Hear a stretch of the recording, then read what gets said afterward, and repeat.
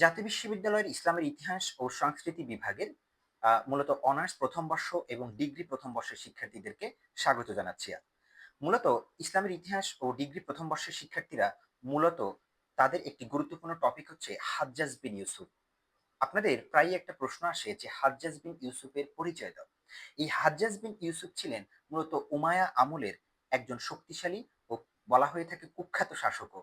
কারণ এই হাজ্জাজ বিন ইউসুফ ছিলেন হচ্ছে মূলত উমায়া খলিফা আল ওয়ালিদের সময়কালে নিয়োগকৃত পূর্বাঞ্চলীয় শাসনকর্তা মোহাম্মদ বিন কাসিম, আহ, পূর্বাঞ্চলীয় শাসনকর্তা, এবং তার মেয়ের জামাই ছিল মোহাম্মদ বিন কাসিম।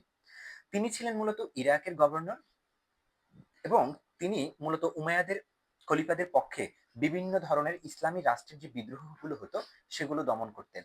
আর হাজ্জাজ বিন ইউসুফই অত্যন্ত কঠোর ও নির্মম শাসক হিসেবে নিজেদেরকে পরিচিত করেছিলেন। তার অন্যতম একটি উদাহরণ হচ্ছে হাজ্জাজ বিন ইউসুফের নির্দেশেই তার জামাতা মোহাম্মদ বিন কাসেম ভারত আক্রমণ করেছিল মূলত 712 খ্রিস্টাব্দে। এই 712 খ্রিস্টাব্দে রাজা দাহিরকে মূলত তিনি আক্রমণ করেছিলেন। আক্রমণ করে তার স্ত্রী অগ্নিকুর্গে ঝাঁপ দিয়ে আত্মহত্যা করেছিল বা আত্মাহুতি দিয়েছিল। আর হাজ্জাজ বিন ইউসুফকে হত্যা করে তার যে মস্তক বা মাথা সেটি মূলত এই মোহাম্মদ বিন কাসিম তার শ্বশুর এই হাজ্জাজ বিন ইউসুফের দরবারে নিয়ে আসেন। আর এইসব কারণে মূলত হাজ্জাজ বিন ইউসুফ ইসলামের ইতিহাসে অত্যন্ত কঠোর, নির্মম এবং কিছু ক্ষেত্রে ঘৃণিতও বলা যায়, এবং এসব হিসেবে তিনি পরিচিত ছিলেন। কোরআনের লিপি বিন্যাসে তবে তার কিছু গুরুত্বপূর্ণ অবদান রয়েছে।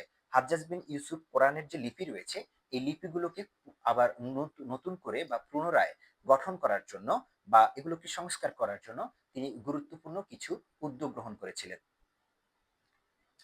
এছাড়া হাজ্জাজ বিন ইউসুফ ন্যায়পরায়ণ না হলেও তিনি কিন্তু প্রশাসনিক দিক থেকে অত্যন্ত দক্ষতার সহিত হচ্ছে তিনি মূলত এগুলোকে পরিচালনা করেছিলেন। সেজন্য হাজ্জাজ বিন ইউসুফের মূলত গুরুত্বপূর্ণ কিছু আহ, আহ, আহ, দূরদর্শী সিদ্ধান্ত রয়েছে যেগুলো ইসলামের ইতিহাসে তাকে মূলত সবচেয়ে স্মরণীয় এবং বরণীয় করে রেখেছে।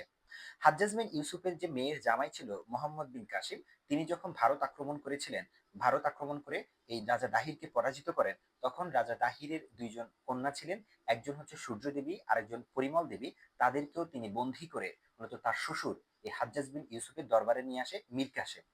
তো হাজ্জাজ বিন ইউসুফের দরবারে নিয়ে আসার পরে মূলত মেয়েগুলো এই হাজ্জাজ বিন ইউসুফের কাছে মীর কাসেমের বিরুদ্ধে অভিযোগ দায়ের করে যে মির্জাফর, মীর কাসেম তাদেরকে ভারত থেকে যখন হাজ্জাজ বিন ইউসুফের দরবারে নিয়ে আসে, আসার সময় তাদের শ্লীলতা হানি করেছিল।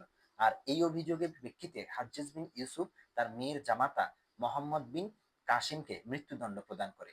এক পর্যায়ে তার শাস্তি এবং এক এক পর্যায়ে এই মোহাম্মদ বিন কাসিমেরও মৃত্যু ঘটে। হাজ্জাজ বিন ইউসুফ অত্যন্ত কঠোর একজন শাসক ছিলেন, তবে তিনি মূলত উমায়া আমলের পূর্বাঞ্চলীয় শাসনকর্তা ছিল, এবং ওই সময়কালে বা 712 সময়কালে তখন মূলত ইসলামী খিলাফতের উমায়ারা ক্ষমতায় অধিষ্ঠিত ছিল। আর উমায়াদের মধ্যে মূলত এই সময়কালে আব্দুল মালিকের বিদায়ের পরে যখন খলিফা আল ওয়ালিদ ক্ষমতায় অধিষ্ঠিত হয়েছে, সেই সময়কালে 712-তে এই হাজ্জাজ বিন ইউসুফ পূর্বাঞ্চলের শাসনকর্তা ছিল এবং মোহাম্মদ বিন কাসিমের মাধ্যমে ভারত আক্রমণ করিয়েছিলেন। প্রিয় শিক্ষার্থীবৃন্দ, যদি আপনারা ভিডিওটি দেখে একটু উপকৃত হয়ে থাকেন তাহলে একটি লাইক দিন, একটি কমেন্ট করুন কোনো পরামর্শ থাকলে, এবং অনার্স প্রথম বর্ষ, দ্বিতীয় বর্ষ, তৃতীয় বর্ষ, ডিগ্রি প্রথম বর্ষ, দ্বিতীয় বর্ষ, তৃতীয় বর্ষের শিক্ষার্থীদের কাছে চ্যানেলটি শেয়ার করতে পারেন, প্রয়োজনে ভিডিওটি শেয়ার করতে পারেন। ধন্যবাদ সবাইকে। আসসালামু আলাইকুম। যারা চ্যানেলটি সাবস্ক্রাইব করেননি তারা সাবস্ক্রাইব করে দেবেন।